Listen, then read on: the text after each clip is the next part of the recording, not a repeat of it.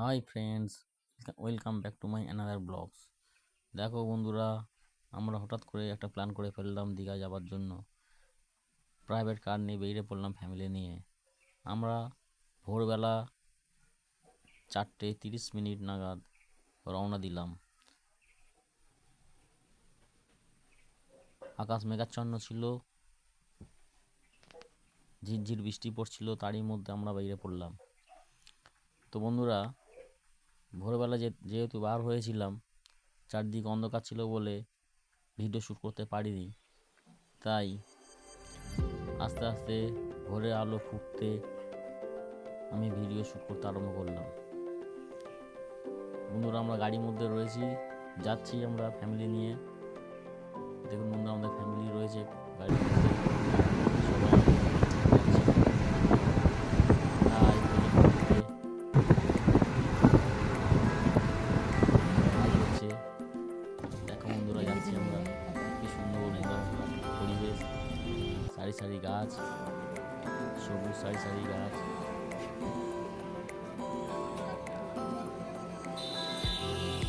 দীর্ঘ 1 ঘন্টা চলার পর ঠিক কোলাঘাটে এসে থামলো আমাদের গাড়ি। আর সেই সময় আমরা ব্রেকফাস্টটা সেরে ফেললাম। ঠিক শের পাঞ্জাব হোটেলের উল্টো দিকে new Tara Maa hotel and restaurant, সেখানে আমরা নেমে পড়লাম ব্রেকফাস্ট করার জন্য। রেস্টুরেন্টটা খুবই ভালো, পরিষ্কার পরিচ্ছন্ন।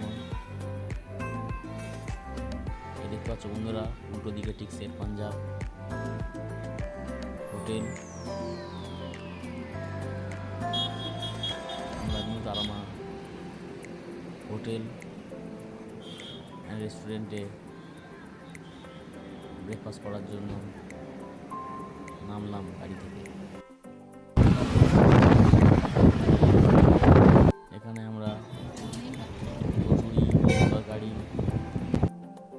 ডিম টোস্ট এবং গরম গরম চা খেয়ে নিলাম সবাই মিলে। তারপর আবার গাড়িতে চেপে রওনা দিলাম।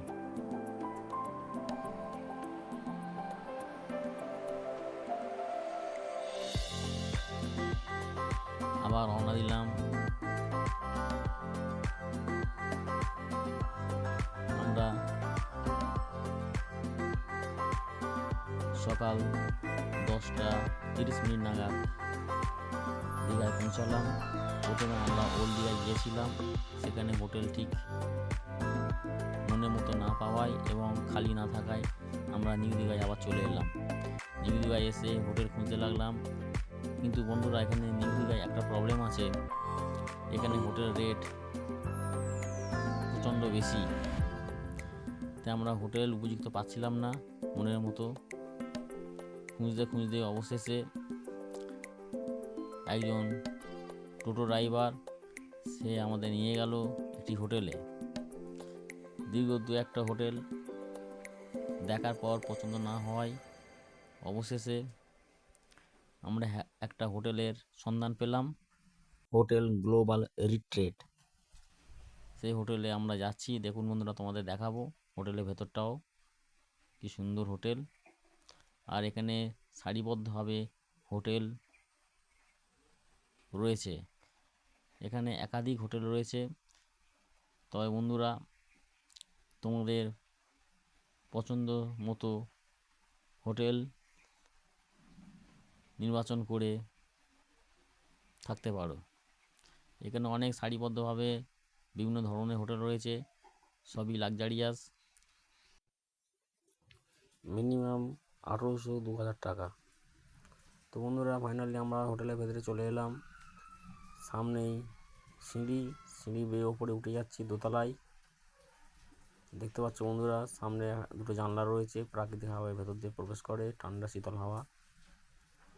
উপরে উঠে যাচ্ছে দোতলায়, বেশ চকচকে ঝকঝকে। হোটেলটা পরিষ্কার পরিচ্ছন্ন।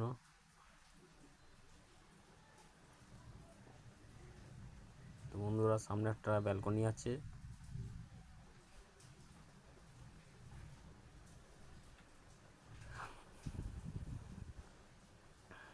তো বন্ধুরা, চলো তোমাদের রুমের ভেতরটা দেখাই।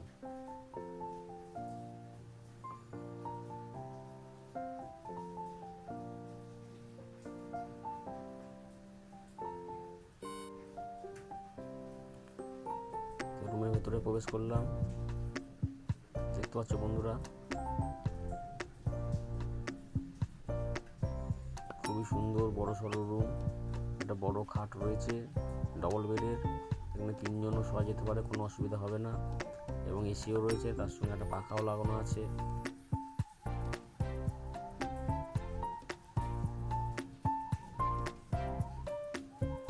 এবং একটা বড় ওয়াল টিভি রয়েছে এবং একটি মিররও রয়েছে। সঙ্গে অ্যাটাচ বাথরুম, বড় সড়ো, পরিষ্কার পরিচ্ছন্ন, কোনো রকম অসুবিধা হবে না। আর খাটের পাশে একটি বক্স টেবিল রয়েছে এবং একটি ওয়ার্ড্রপ রয়েছে, যেখানে জামা কাপড় সব রাখা যেতে পারে। তো বন্ধুরা আজ এই পর্যন্ত, আবার পরে ভিডিও নিয়ে পার্ট 2 নিয়ে ফিরে আসবো তোমাদের সামনে।